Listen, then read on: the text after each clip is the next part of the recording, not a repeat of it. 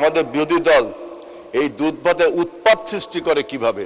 যখনই কোথাও ইসলাম নাম দেখে সেটা মনে হয় তার ব্যক্তিগত সম্পত্তি। ইসলামী ব্যাংক দেখলে তাদের মনে হয় আমার ব্যক্তিগত সম্পত্তি, ইসলাম দেখলেই তাদের মনে হয় ব্যক্তিগত সম্পত্তি। আজকেও দেখলাম যে ইসলামী ব্যাংকের সামনে কতিপয় চিহ্নিত রাজনৈতিক দলের নেতৃবৃন্দ তারা গ্রাহকদের সমন্বয় করে ব্যাংক ওইখানে বিশৃঙ্খলা তৈরি করছে।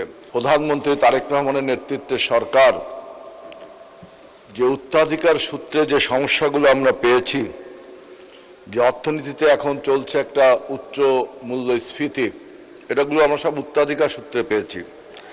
তারপরে বিনিয়োগে একটা স্থবিরতা চলছে, ব্যাংকিং খাতে চলছে দুর্বলতা এবং ব্যাংক দখলের একটা প্রবণতা আমরা দেখছি, এবং কর্মসংস্থান একটি চ্যালেঞ্জের মুখে।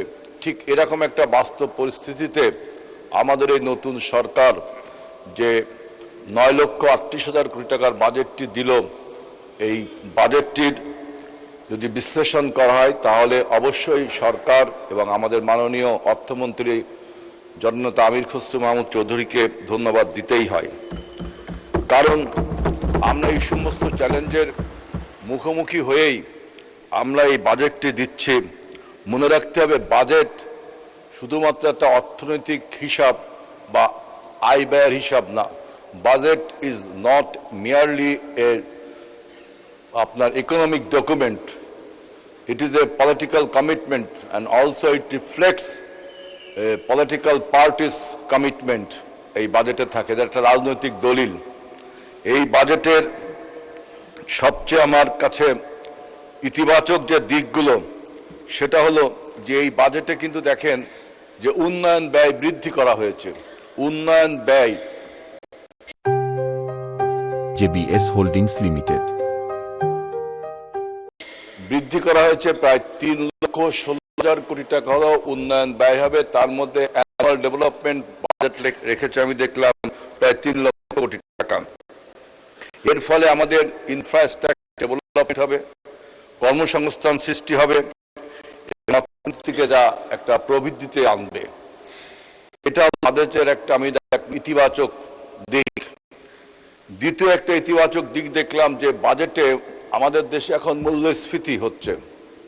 সেই মূল্যস্ফীতি নিয়ন্ত্রণের জন্য 7.5% কমিয়ে আনতে হবে এই মূল্যস্ফীতিকে। আমি বাজেটটা পড়ে যেটা দেখলাম, এটা কিভাবে করবে সেটাও বাজেটে আপনি দেখেছে যে বাজারে যে অতিরিক্ত লিকুইডিটি বা তারল্য থাকে সেটাকে নিয়ন্ত্রণ করা হবে। বিশেষ করে বাংলাদেশ ব্যাংকের যে মুদ্রানীতি এবং আমাদের সরকারের রাজস্ব নীতির একটা সমন্বয়ের মাধ্যমে এইটা করা হবে।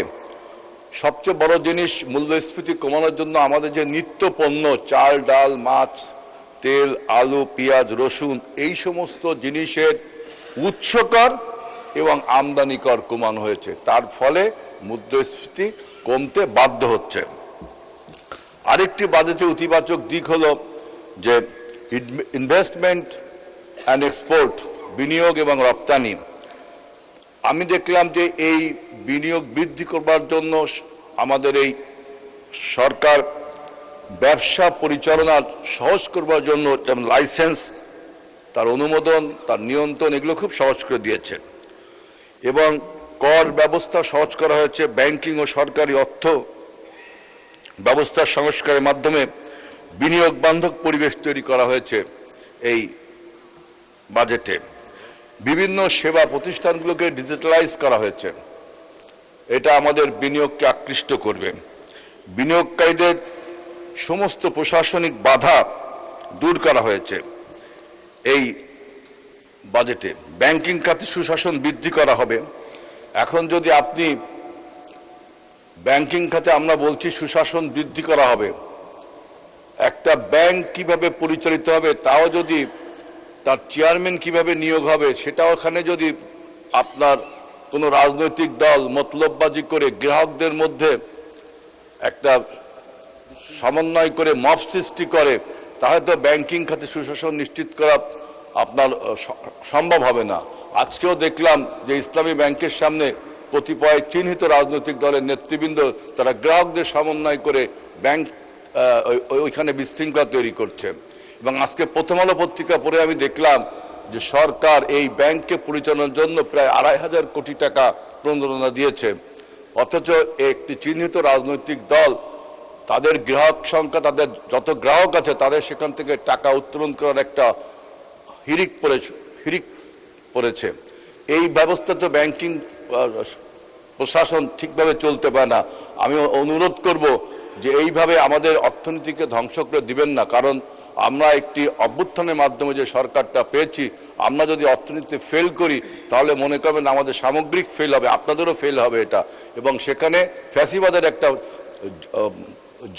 জয়লাভের সুযোগ দেখা দিবে। সুতরাং এই ব্যবস্থাটা ঠিক করতে হবে। সরকার রপ্তানি আয় বৃদ্ধি করবার জন্য দেখেন আমাদের যে আপনার রেডিমেড গার্মেন্টস আছে, এর বাইরেও আরো রপ্তানি খাত বাড়ানো যায় কিনা, এবং এই রপ্তানি খাত বাড়ানোর জন্য কাঁচামাল আমদানিতে সরকার অনেক আপনার ব্যয় কমিয়েছে, অনেক ট্যাক্স কমিয়েছে। এজন্য আমি বলছি যে মাননীয় সদস্য, আপনাকে আর 4 মিনিট সময় বাড়ানো হলো, ধন্যবাদ।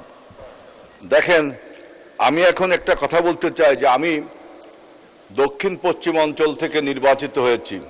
আমার এই অঞ্চলে আপনার স্যালাইন ওয়াটার এবং পানিতে প্রচণ্ড আয়রন রয়েছে। আমাদের সবাই সেখানে মানুষ একটা অস্বাস্থ্যজনক অবস্থার সৃষ্টি হয়েছে। এই যে পরিবেশকে এবং পানিকে সুন্দর করবার জন্য এই বাজেটে কোনো অর্থ বরাদ্দ করা হয়েছে কিনা।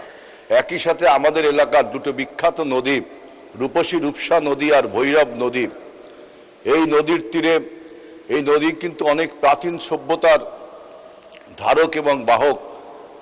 অনেক প্রাচীন সভ্যতা ওখানে গড়ে তুলেছে, অনেক মানুষ বসবাস করে, এ নিয়ে অনেক কথা বলা যায়। কিন্তু এই নদী আজকে ভরাট হতে চলেছে। এই নদীগুলো খনন করার জন্য, রূপসা এবং ভৈরব নদী খনন করার জন্য সরকারের বাজেটে কোনো বরাদ্দ আছে কিনা এটা আমি দেখতে পাইনি। আর একটা হলো, আমাদের খুলনা ছিল একসময় শিল্পাঞ্চল, শিল্পনগরী বলা হতো। আমাদের সমস্ত পাটকলগুলো বন্ধ হয়ে গেছে। আমি গতকাল এলাকায় ছিলাম, বিভিন্ন পাটকলে যে নিজের কাছেও খারাপ লেগেছে। এই পাটকলগুলোকে আপনারা বেসরকারি খাতে লিজ দিচ্ছেন, সেই বেসরকারি ব্যক্তিগুলো কি পাটকলগুলো কি আবার পাটকল নির্মাণ করবে না অন্য কিছু করবে? আমি মনে করি এই পাটকলগুলোকে একটা ইকোনমিক জোন হিসেবে ঘোষণা করে সেখানে পাটজাত পণ্য রপ্তানির ব্যবস্থা করা হোক আমাদের এই। এবং আমাদের খুলনার একটা বন্দর রয়েছে মোংলা পোর্ট, এই মোংলা পোর্ট কেন্দ্রিক কোনো শিল্প করিডোর গড়ে তোলা যায় কিনা এবং এই বাজেটে তার কোনো আভাস আছে কিনা। তারপরে আমাদের উপকূলীয় অঞ্চলে, আমরা কিন্তু উপকূলে বসবাস করি, এখানে জলবায়ু অভিযোজন যে তহবিল, এখানে সেই রকম কোনো তহবিল রাখা হয়েছে কিনা আমি সরকারের কাছে বলবো যে এইসব বিষয়ে যদি দৃষ্টি দেন। এবং আমাদের এই বাজেটকে বিরোধী দল যেভাবে অবমূল্যায়ন যেভাবে কথাবার্তা বলছেন, তাহলে তো আমাদের এখানে একটা তর্ক বিতর্ক শুরু হয়ে যাবে।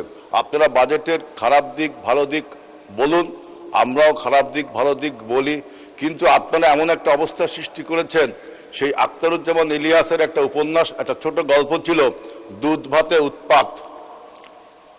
এখন আমাদের দেশের মানুষ প্রায় 90% ইসলাম ধর্মের মানুষ, 90% লোক ইসলাম ধর্মের মানুষ, এবং একটা শান্তিপ্রিয় ধর্ম।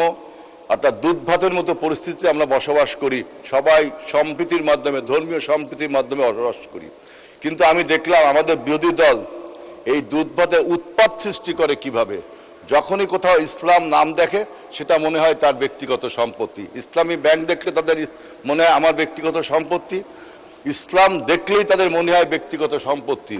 আমাদের মাননীয় একজন সংসদ সদস্য বললেন, আমরা সবাই নেকাব হেজাব আমরা সবাই পড়ি, আমাদের মুসলমানদের অনেকেই পড়ে অনেকেই পড়ে না। ইসলামে কোনো ড্রেস কোড আছে কি নেই এটা আমাদের তাদের কাছে কোশ্চেন, কিন্তু হেজাব আমাদের সবাই ইসলাম হয়তো ম্যান্ডেটরি।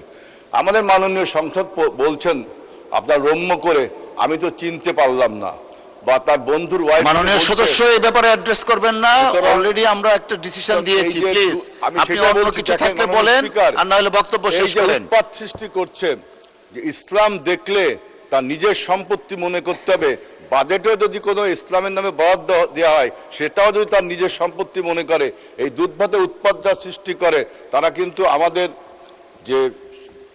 যে গণ অভ্যুত্থান, আমাদের যে আগামী